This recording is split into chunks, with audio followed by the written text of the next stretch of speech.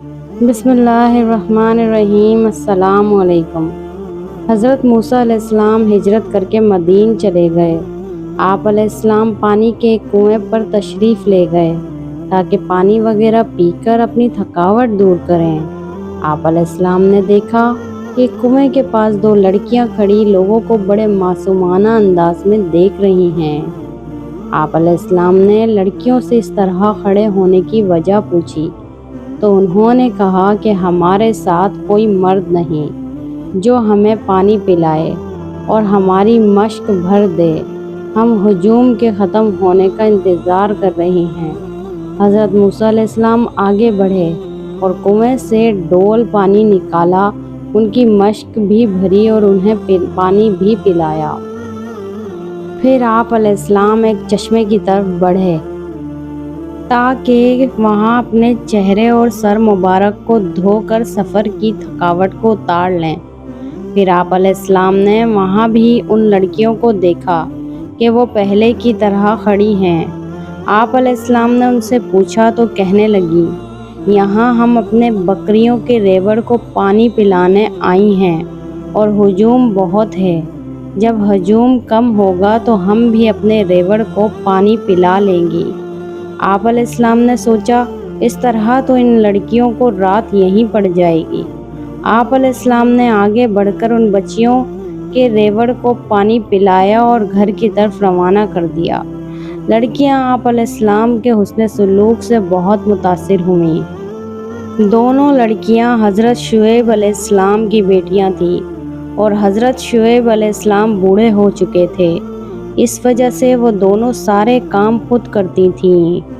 جب روزانہ کے معمول سے پہلے ہی گھر آ گئیں تو والد گرامی نے پوچھا، آج کیا معاملہ ہے؟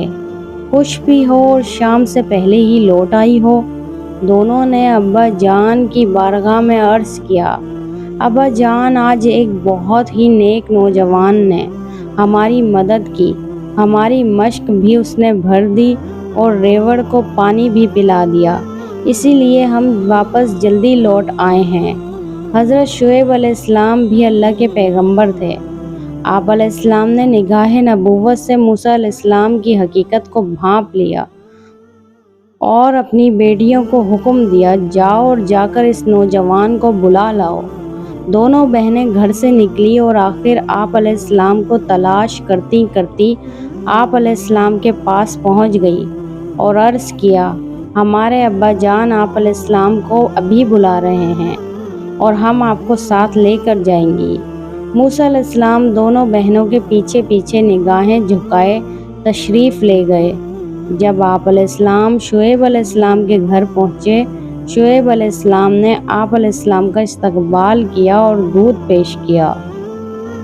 دونوں بہنوں نے کہا، ابا جان، یہ کوئی اجنبی محسوس ہوتے ہیں، اس علاقے سے ان کا تعلق نہیں ہے۔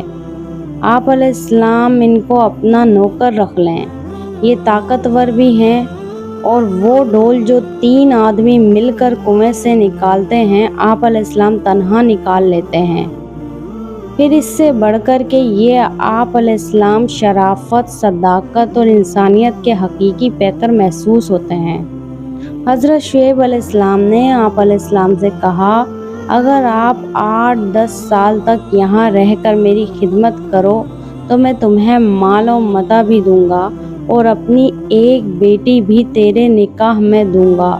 حضرت موسیٰ علیہ السلام نے شعیب علیہ السلام کی حامی بھر لی اور 8 سال خدمت کے بعد 2 سال مزید خدمت سر انجام دی۔ جب 10 سال پورے ہو گئے تو شعیب علیہ السلام نے اپنی ایک بیٹی کا نکاح حضرت موسیٰ علیہ السلام سے کر دیا اور آپ علیہ السلام کو بہت سا مال و متاع عطا کیا۔